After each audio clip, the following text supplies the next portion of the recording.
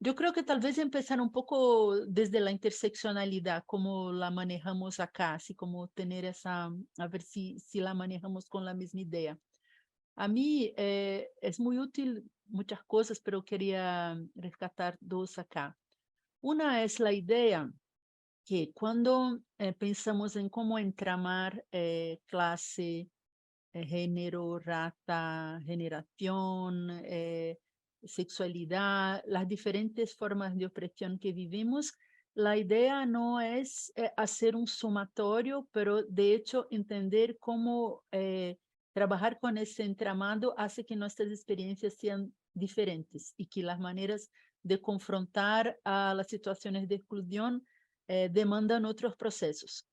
Así que entonces mi experiencia como una mujer trabajadora negra no quiere decir que yo un día soy mujer, otro trabajadora, otro negra, o que soy más una cosa que otra, porque las cosas se articulan, y tampoco que yo sea aún más explotada que una mujer blanca, como si tuviera la experiencia de la mujer blanca como referente con aún más. Entonces, de partir de entender cómo se articulan esas dinámicas en la vida concreta de las personas. Por ejemplo, bueno, antes, yo creo que otro elemento que también tenemos que tener así como un poco un referente.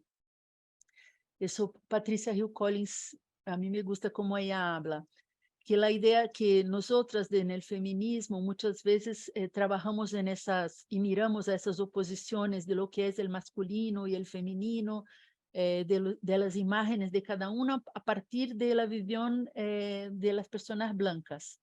Y que las imágenes, por ejemplo, asociadas a una mujer negra, que muchas veces son imágenes de control, no tienen el mismo significado, ¿no?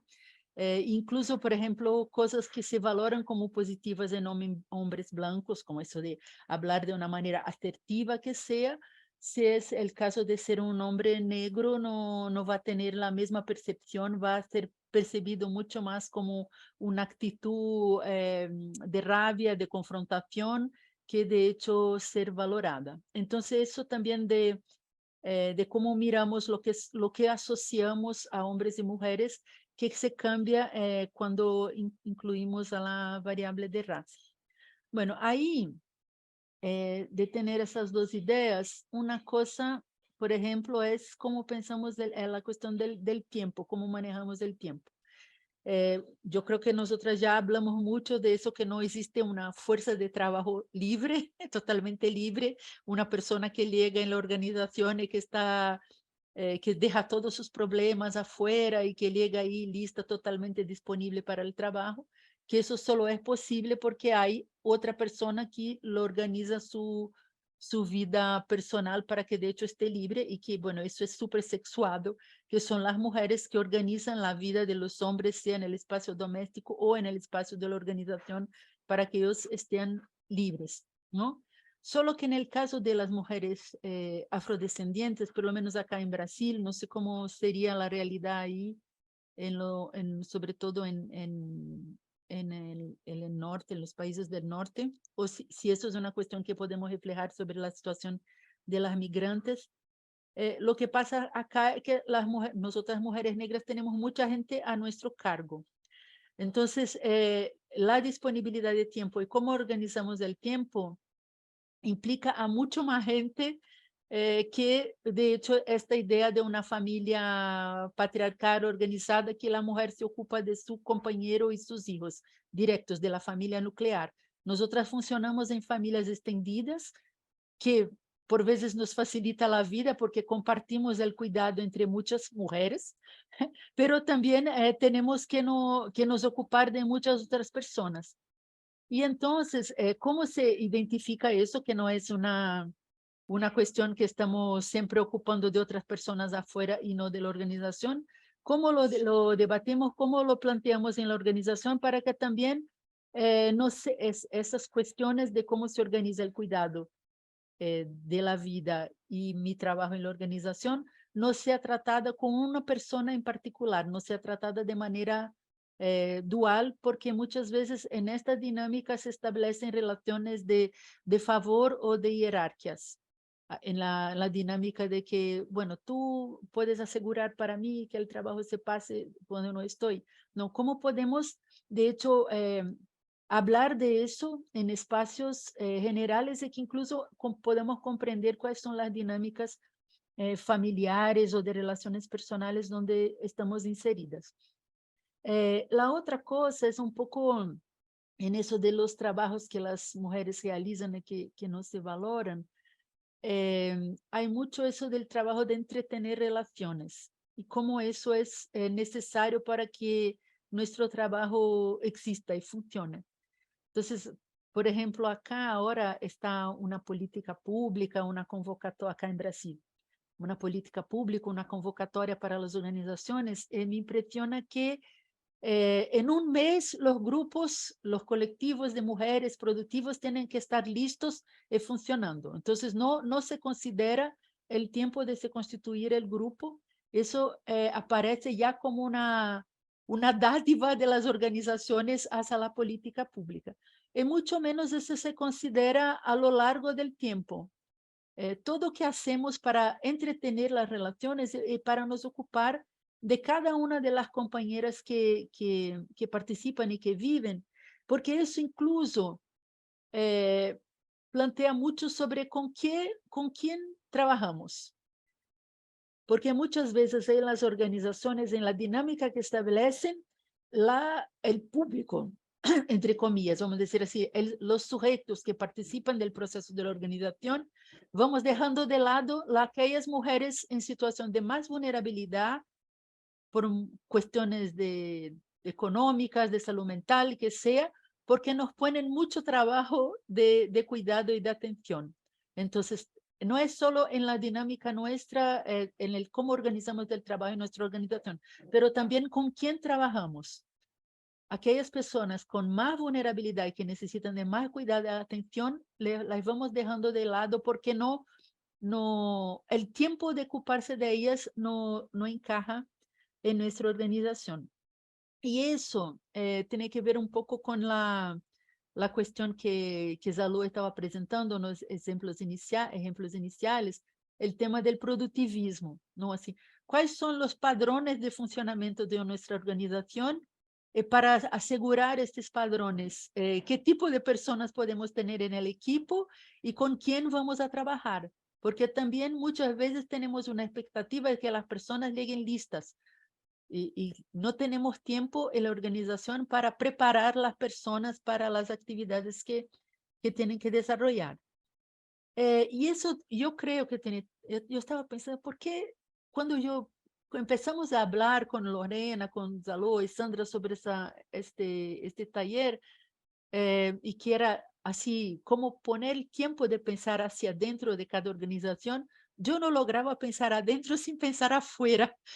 Ahora estaba pensando, ¿por qué será eso? Porque no lograba pensar en la organización en separado de relaciones de poder de donde está inmersa. Por ejemplo, esta idea del productivismo viene de una dinámica interna de la organización o viene de una imposición, por ejemplo, en nuestro caso aquí de mi organización, de la cooperación internacional y de manera como nos demanda no solo en el tema de la planificación, de los resultados y tal, pero la propia manera como organiza el presupuesto. Mira, si yo tengo límites en el presupuesto de cuánto puedo aportar a, a la contratación de personas para estar trabajando en el proceso, yo sé, para tener un equipo mínimo voy a necesitar más y más actividades y más apoyo. Entonces voy a entrar en una dinámica de productivismo que tiene que ver con una relación externa donde yo no tengo poder de negociar otras condiciones con la cooperación o que sea con quien está demandando el servicio. Entonces, en ese sentido, habría también que pensar cómo podemos estar atentas a las dinámicas internas y nos fortalecer en las batallas para que podamos tener espacio de respirar, territorios un poco donde podemos nos mover para poder tener esta cultura que nos implica. Incluso esos tiempos de mirar hacia adentro hay que luchar por ellos. Y la última cuestión que yo quería hablar con ustedes, así también mucho, es que yo veo, por lo menos acá en Brasil, ¿cómo diría? Un ejercicio decafeinado de la, que la gente lo llama de interseccionalidad, que es decafeinado, yo digo en el sentido de que la gente quiere tomar café sin cafeína, entonces como si la cafeína fuera una metáfora, de nuevo la comida, del conflicto de lo que hay, que es de la naturaleza del café y que nos hace estar eléctricas. Entonces, es como que si la gente quiere decir que está trabajando el tema de la interseccionalidad, pero sin mirar los conflictos de poder que eso nos invita a mirar y a trabajar. Entonces, hay una apropiación que es más de imagen que de hecho de implicación. Entonces, incluso yo veo que cada vez hay más portavoces, así, en el sentido de la persona que habla públicamente, que sea una mujer negra, incluso por sus habilidades de manera de hablar y todo, pero no que estén en las negociaciones estratégicas que la organización está metida. Incluso que los espacios de decisión, eh, las representaciones, garantizar una representación diversa en el espacio de decisión, lo que hace es que este espacio de decisión pierde su poder y el poder se va a otros niveles de organización. Que, bueno, Lorena y Zaló estaban hablando que se van a la informalidad, pero mesmo en la formalidad se van moviendo donde las cosas de hecho se deciden. Entonces, yo creo que como crear estos espacios donde podemos hablar desde nuestras experiencias, nos presentando como sujetos integrados, ¿no? Como no que yo cuando estoy en la organización, yo soy la persona trabajadora, afuera, bueno, yo soy otras cosas, y que, entonces en la organización podemos hablar y nos posicionar como sujetos por entero, y ahí ir tentando deshacer lo que son nuestra mirada bien colonial de cómo organizamos el trabajo, y ir percibiendo también cómo no tener incluso una apropiación de la idea de interseccionalidad que sea de una imagen externa y no de reflejar sobre los conflictos que acontecen dentro de la organización.